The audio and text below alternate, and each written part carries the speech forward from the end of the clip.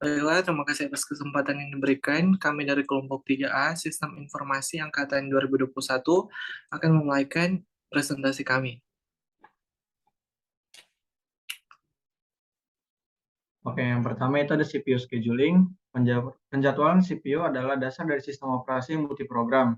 Dengan mengalihkan CPU di antara proses, sistem operasi dapat membuat lebih produktif. Pembahasannya itu ada untuk memperkenalkan penjadwalan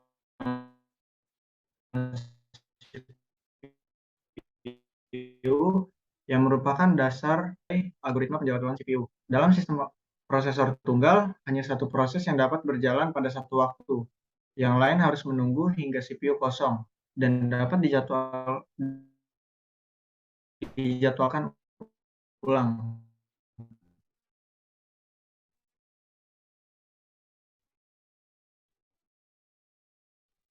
Beberapa proses disimpan dalam memori dalam satu waktu akan terus berlanjut.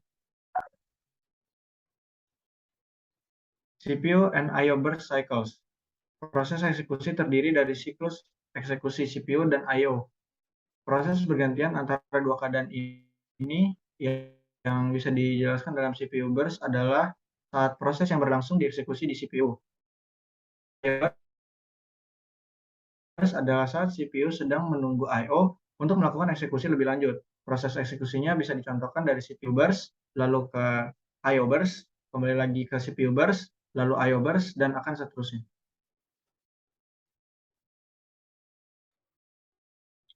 Primitive and non-primitive scheduling. CPU scheduler, setiap kali CPU menjadi IDLE, sistem operasi harus memilih salah satu proses antrian siap untuk dieksekusi. Proses seleksi dilakukan oleh short-term scheduler atau CPU scheduler. Penjadwalan memilih proses dari proses dalam memori yang siap dieksekusi dan mengalokasikan CPU ke proses tersebut. Dispatcher, modul yang memberikan kendali CPU ke proses yang dipilih oleh schedule jangka pendek.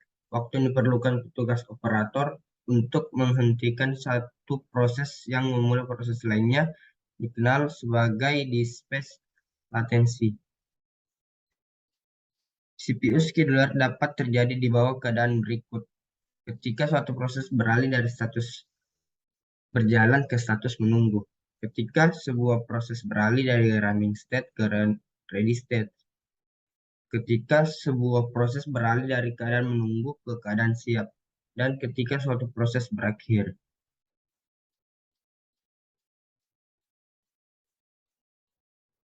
Shortest job for scheduling.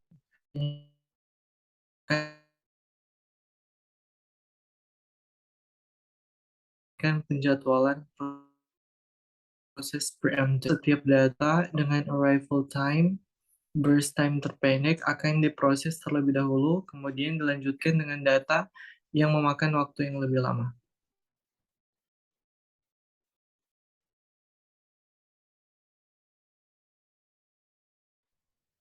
Scheduling algorithm. Scheduling algorithms merupakan algoritma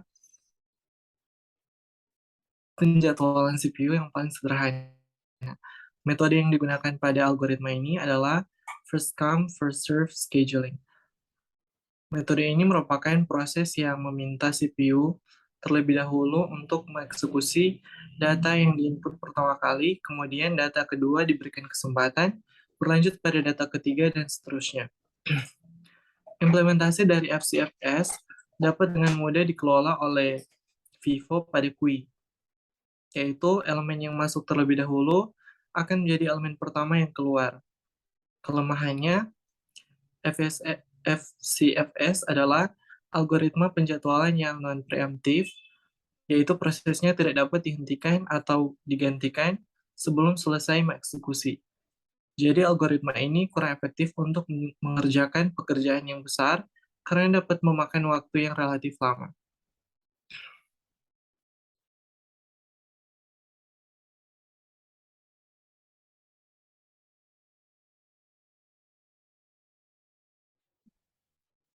Shortest job for scheduling, yang penyelesaian masalah pertama, sebuah sistem operasi menggunakan algoritma penjadwalan waktu terpendek pertama dan schedule preemptive proses.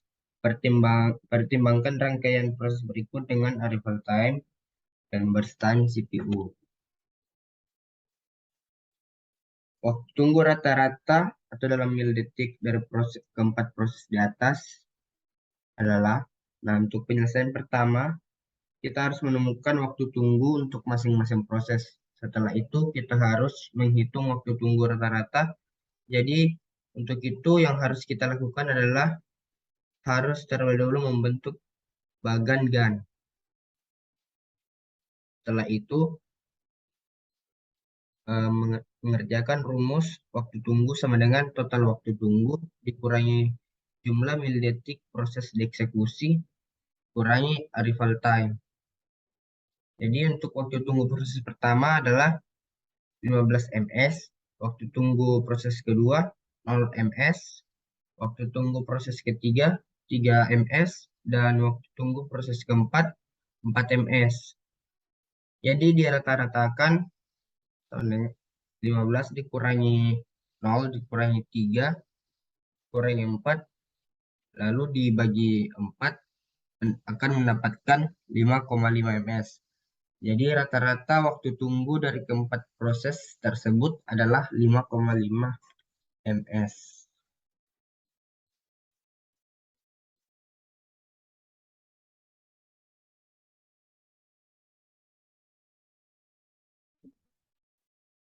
CPU scheduling criteria itu adalah proses menentukan proses yang mana ia akan memiliki CPU untuk dieksekusi sementara proses lain ditunda. Tugas utama penjadwalan CPU adalah memastikan bahwa setiap kali CPU tetap menganggur, OS setidaknya memilih salah satu proses yang tersedia dalam antrian siap untuk dieksekusi. Proses seleksi akan dilakukan oleh CPU scheduler. Ini memilih salah satu proses dalam memori yang siap untuk dieksekusi. Kriteria tersebut antara lain adalah CPU utilization, yaitu tujuan utama dari setiap algoritma penjadwalan CPU adalah untuk menjaga CPU sesibuk mungkin. Secara teoritis, penggunaan CPU dapat berkisar dari 0 hingga 100, tetapi dalam sistem waktu nyata, ia bervariasi dari 40 hingga 90%, tergantung pada beban pada sistem. Maksudnya itu throughput.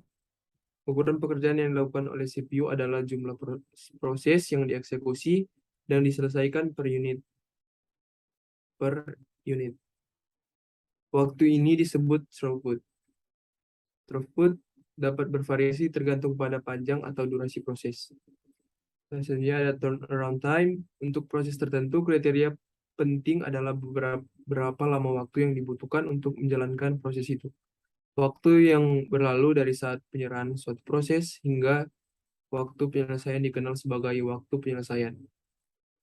Turnaround time adalah jumlah waktu yang dihabiskan untuk menunggu masuk ke memori, menunggu dalam antrian siap, mengeksekusi di CPU, dan menunggu I/O.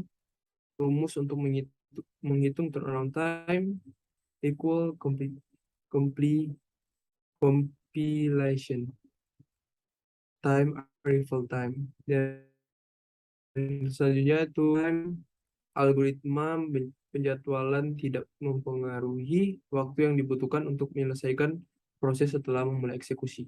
Ini hanya mempengaruhi waktu tunggu proses, yaitu waktu yang dihabiskan oleh proses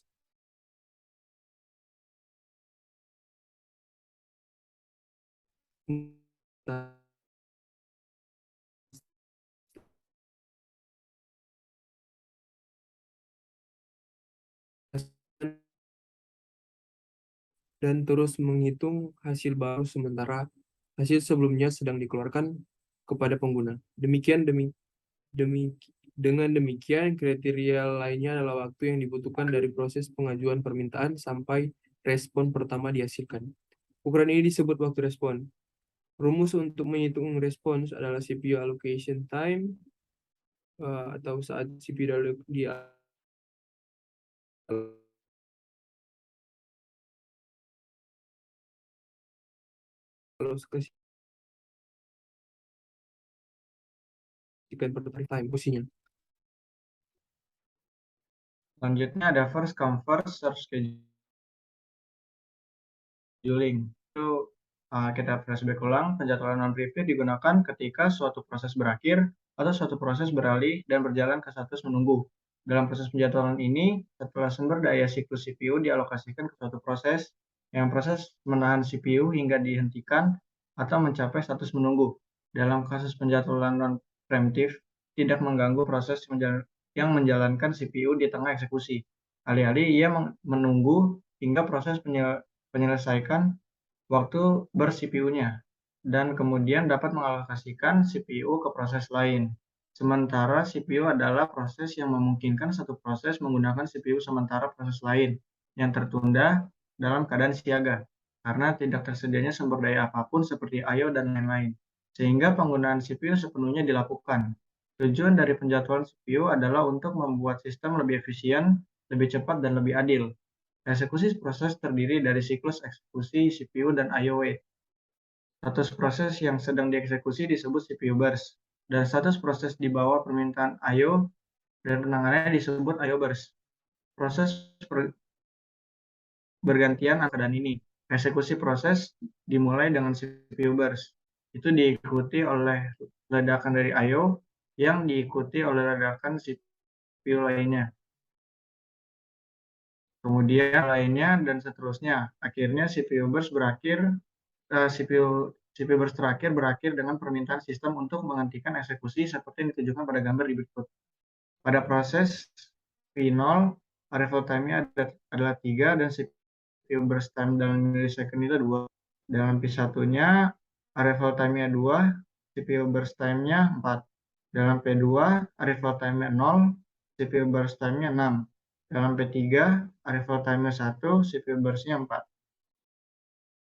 Penjadwalan preemptif digunakan ketika suatu proses beralih dari status berjalan ke status siap, atau dari status menunggu ke status siap. Sumber daya yang perlu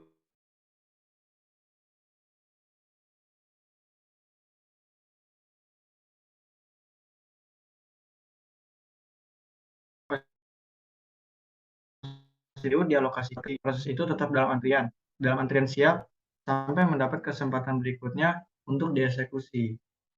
Ya, sekian dari presentasi kami. Terima kasih.